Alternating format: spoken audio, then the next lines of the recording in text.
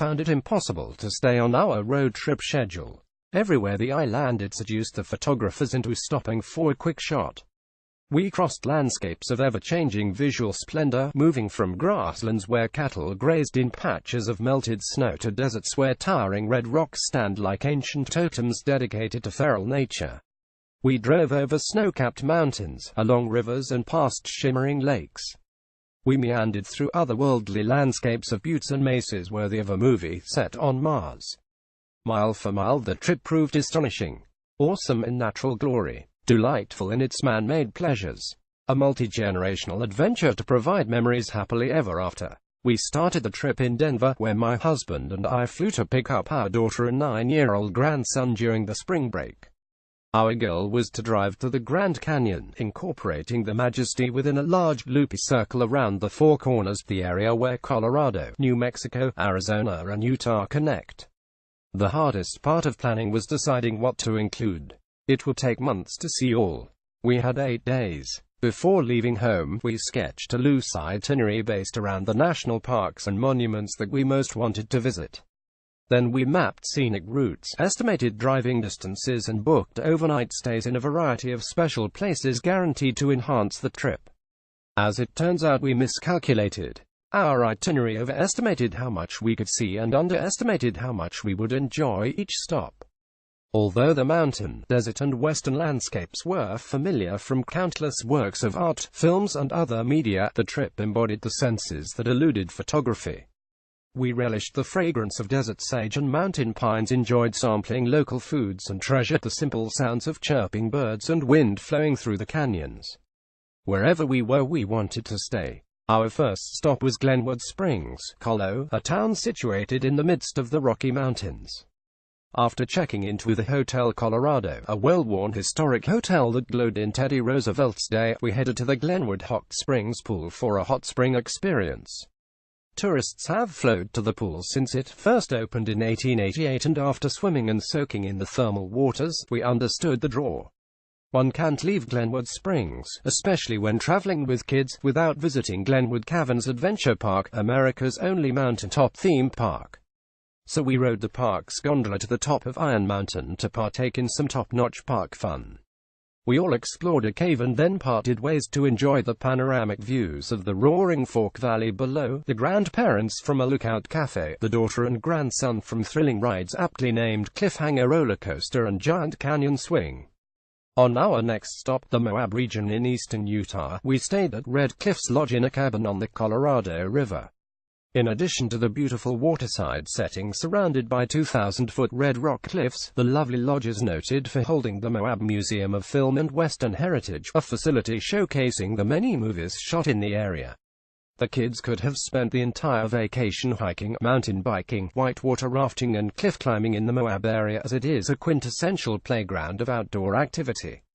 With grandparents along, they were content to simply drive the jaw-dropping scenery in and around Arches National Park and Canyonlands National Park, emerging from the car for mini-hikes to lookout points and other spots of interest. From Moab, we drove to the towering red sandstone rock formations in Monument Valley Navajo Tribal Park. Located within the Navajo Nation Reservation, the park offers a 17-mile valley drive dirt road around dramatic formations and 2 cool, Native American places to stay: Gouldings, the area's first trading post turned lodge where personnel stayed while shooting films, and the New View Hotel within the park itself. Monument Valley and Navajo Country supplement geographical splendor with opportunity to learn about Navajo history, culture, etiquette and food. The historic Cameron Trading Post, located on the highway between Monument Valley and the Grand Canyon, makes a nice stop for souvenirs and sustenance. This shop-restaurant-motel sells a great variety of Native American arts and crafts and serves authentic Navajo food specialities. We loaded up on lunch, fry bread and Navajo tacos before heading to the Grand Canyon's south rim. 6 million visitors descend on the Grand Canyon each year. In-park lodging is at a premium, but we were lucky to score rooms at the comfortable Maswick Lodge, situated in a fragrant ponderosa pine forest a short walk from the canyon's rim. Time flies at the Grand Canyon. Between trying to catch sunrise and sunset views from different vantage points, hiking on various trails, attending ranger talks and photographing, the days disappear. Unfortunately, because of time constraints, we had to shorten our itinerary home. Fortunately, we still made it to the canyons of the ancient Seduced Ranch, a working farm ranch that rents 5 cottages on property and allows guests free range of orchard, garden and henhouse bounty. The ranch, in Cortez, Colo, is just steps away from the canyons of the Ancients National Monument, a 176,000-acre landscape claiming to hold the country's largest concentration of archaeological sites, mostly ancestral Puebloan. The whole area furnished fertile ground for a treasure hunt of Native American history and proved an ideal introduction to the cliff dwellings of Mesa Verde National Park. We toured Mesa Verde on the way to Durango, Colo, where we spent our last night at the charming Rochester Hotel bed and breakfast before hightailing it back to Denver. In summary, this multi-generational road trip exceeded all expectations. Our family bonds grew stronger, as did our love for America, the beautiful national parks and gorgeous natural landscapes.